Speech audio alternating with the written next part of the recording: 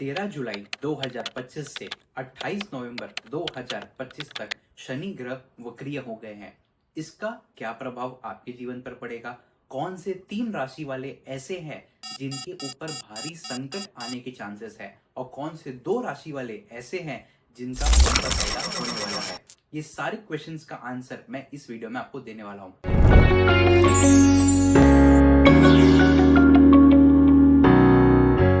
Friends, मैं हूं Kartik S Gupta, professional numerologist, vastu expert and astrologer. यदि आप मेरे चैनल पर नए आए हैं तो हमें सब्सक्राइब कर लीजिए और बेल नोटिफिकेशन आइकन को दबा लीजिए ताकि और इंफॉर्मेशनल वीडियोस सबसे पहले आप तक आ पाए। 138 दिनों के लिए शनि ग्रह वक्रीय हो गए हैं। इसका अर्थ है कि शनि ग्रह की चाल धीमी हो गई है। फिलहाल गोचर के हिसाब से शनि ग्रह मीन राशि में गोचर कर रहे हैं। अब क्या होगा? अब वो गोचर तो मीन राशि से ही करेंगे, लेकिन उसके एक घर पीछे का यानी कुंभ राशि का भी इंपैक्ट आपके ऊपर देखने को मिलेगा। आपको क्या लगता है कि सबके ऊपर इंपैक्ट सेम होगा? The answer is no. ऐसा क्यों होता है? क्योंकि हर एक कुंडली या हर एक जातक का लग्न चार्ट अलग होता है। लग्न में बैठी हुई राशि के हिसाब से पता चलता है कि शनि ग्रह आपकी कुंडली में कहां पर बैठे होंगे। तो अभी मैं आपको बताने वाला हूं कौन से 3 राशि ऐसे हैं जिनके ऊपर भारी संकट आने के चांसेस है, लेकिन साथ ही में मैं आपको उसके रेमेडीज भी बताऊंगा जो आप करेंगे तो आपको अत्यंत फायदा होगा। अब मैं आपको बताता हूं कि शनि ग्रह की चाल से कभी भी आपको डरना नहीं है। मैं अगर आपसे कह रहा हूं कि आपके पास संकट आने की चांसेस है तो वो भी आपके कर्म के ऊपर डिपेंड करेगा। बिकॉज शनि ग्रह कर्म फल दाता है। आप जैसा कर्म करेंगे शनि ग्रह वैसे ही आपको फल देंगे। अगर आपके कर्म अच्छे नहीं हैं तो इस समय पे थोड़ी संकट आपके ऊपर ज्यादा आएगी। यदि आपके कर्म अच्छे हैं, आपने अपने से लोअर स्टेटस के लोग जैसे कि रेडी वाले, फ्रूट वाले, फल फ्रूट जो बेचते हैं, जो ऑटो वाले होते हैं, टैक्सी वाले होते हैं, ओला उबर के ड्राइवर्स होते हैं, अगर ऐसे लोगों के साथ में अगर आप व्यवहार अच्छा करते हैं, आपके ऑफिस के कर्मचारी और या फिर आपके ऑफिस में जो कलीग्स होते हैं उनके साथ में अगर आप अच्छा व्यवहार करेंगे तो ऑटोमेटिकली आपका जो बुरा प्रभाव है वो भी कम हो जाएगा।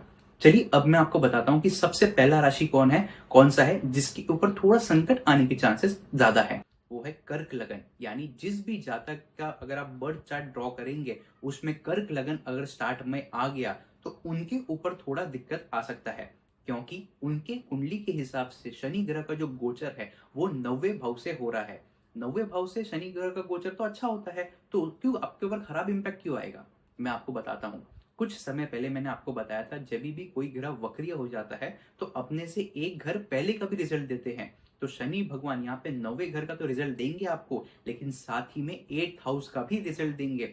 8th हाउस को मृत्यु तुल्य कष्ट वाला घर माना जाता है। एक्सीडेंट, अचानक से कुछ हो जाना, ऐसा भी माना जाता है। तो जब भी शनि ग्रह की दृष्टि 8वें घर में पड़ जाए या फिर शनि ग्रह 8वें घर में आके बैठ जाए तो कर्मचारी के साथ में आपका न बनना, कर्मचारी आपको छोड़ के चले जाएं, या कर्मचारी पैसा तो आपसे लेंगे लेकिन काम आपका ना करे, ऐसा भी होने के चांसेस हो जाते हैं। कर्मचारी से रिलेटेड कोई समस्या आ जाना और साथ ही साथ में आपको कॉन्स्टिपेशन या पेट से रिलेटेड कोई इशू आ जाए, ऐसा भी हो सकता है। लेकिन टेंशन मत लीजिए, अब मैं आपको कुछ उसके उपाय बताता हूँ।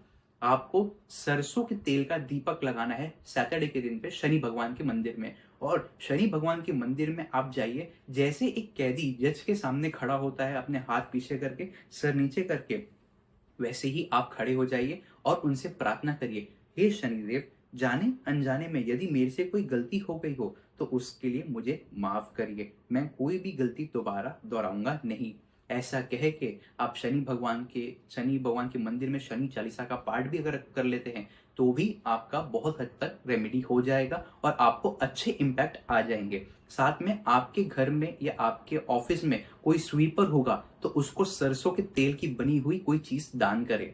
जैसे कि सरसों का तेल दे सकते हो या समोसे कचौड़ियां दे सकते हो जो सरसों के तेल में छनी गई हो, तो उससे भी आपको काफी लाभ होगा। अब हम बात करते हैं सेकंड राशि वालों के लिए, जो कि है कुंभ राशि। यदि आपका कुंभ लगन का चार्ट है या आपका जब बर्थ चार्ट हम ड्रॉ करेंगे और जो फर्स्ट हाउस में अगर राशि अगर कुंभ बैठी हुई है तो आपके लिए थोड़ा दिक्कत वाला समय हो सकता है। अब मैं आपको एक्सप्लेन करता हूं क्यों।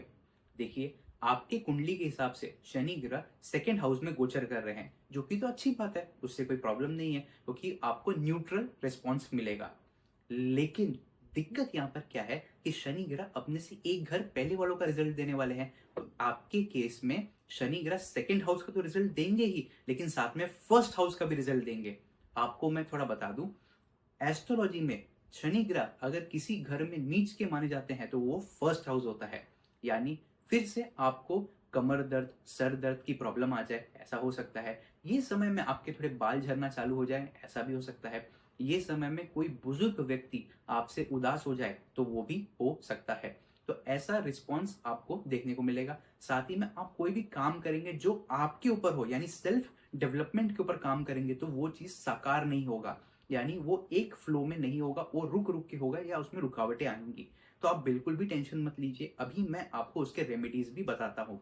साथ में जब भी शनि भगवान फर्स्ट हाउस में आते हैं तो आपके बिजनेस में थोड़ा बहुत डिले लेके आ जाते हैं। तो आपको टेंशन लेने की जरूरत नहीं, अभी मैं आपको उसका उपाय बताता हूँ।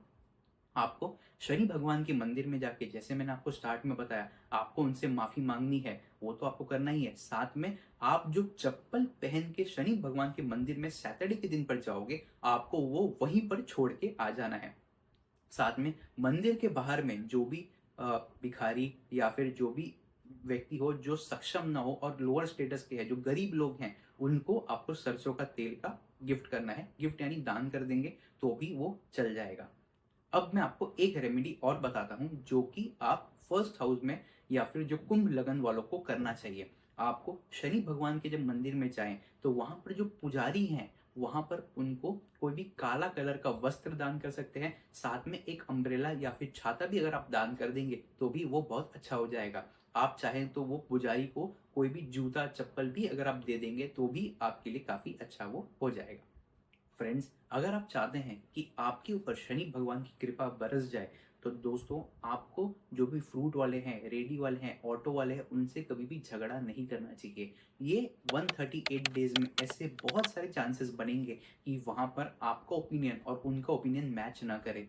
कभी कभार वो आपसे पैसा थोड़ा ज्यादा मांग लेंगे, तो आप उनको कोई भी अपशब्द न कहिएगा। उससे आपके जो शनि देवता है, जो शनि ग्रह की जो पावर है, ब्लेसिंग्स है, वो आपको नहीं मिलेगी और शनि भगवान आपसे उदास हो जाएंगे। तो इस चीज का खास ध्यान रखिएगा। अगर आपने किसी लेबर का या किसी कर्मचारी का पेमेंट नहीं किया हुआ है या फिर उनका इंक्रीमेंट नहीं किया हुआ है काफी लंबे समय से, तो ये करेक्ट समय है उनका इंक्रीमेंट करने के लिए। यदि आपके लेबर्स, आपके कर्मचारी आपसे खुश हैं, तो हम बहुत हद तक ये कह सकते हैं कि आपका शनि ग्रह बहुत अच्छा चल रहा है और शनि ग्रह की ब्लेसिंग्स आपके ऊपर मेंटेन। अब हम बात करते हैं कौन से वो तीसरे राशि वाले लोग हैं जिनके ऊपर संकट आने के चांसेस है। फ्रेंड्स, वो है मीन राशि यानी मीन लगन के कुंडली वाले लोग। अगर आपके फर्स्ट हाउस में कुंडली में अगर मीन राशि आ रही है तो आपके लिए थोड़ा संकट वाला समय होगा। उसका मेन रीजन ये है कि गोचर शनि भगवान का मीन राशि से ही हो रहा है। तो शनि भगवान तो आपके फर्स्ट हाउस में ऑलरेडी बैठे हुए हैं, जिसका इम्पैक्ट आपके ऊपर अभी 2.5 साल तक चलेगा। बिकॉज शनि भगवान का जो गोचर होता है वो 2.5 साल का होता है। 2.5 साल में वो अपना एक एक हाउस चेंज करते हैं। तो 30 मार्च 2025 से आपके ऊपर थोड़ा संकट आ गया हो, या फिर आपके काम न बन रहे हो, बिजनेस में रुकावटें आ रही हो, या फिर कर्मचारी से धोखा मिल रहा हो, कर्मचारी बार बार आपका घर या बेसिकली जो आपका ऑफिस है वो छोड़ के जा रहा हो, ऐसे होने के योग बन जाते हैं। आपको हेल्थ इश्यूज आने चालू हो गए होंगे। आपको कमर दर्द, पीठ में दर्द या फिर आपके घुटने में पेन वगैरह भी होने के चांसेस बढ़ गए होंगे। आपको ऐसा लग रहा होगा कि जब भी मैं कुछ काम कर रहा हूँ तो वो फल नहीं रहा है, वो उसका इम्पैक्ट या उसका पॉजिटिव आउटकम आपको मिल नहीं रहा है। तो वो भी फर्स्ट हाउस में बैठे हुए शनि देवता का रिस्पॉन्स होता है। तो आपको ये सब इश्यूज तो फेस करने ही पड़ेंगे, लेकिन साथ ही में यहाँ पर शनि ग्रह जब वक्रीय हो गए तो आपको 12th हाउस का भी रिजल्ट देंगे, जिसमें भी शनि भगवान उतना कंफर्टेबल फील नहीं करते हैं। तो वहां से भी आपको थोड़ा इश्यू आ जाए, ऐसा हो सकता है।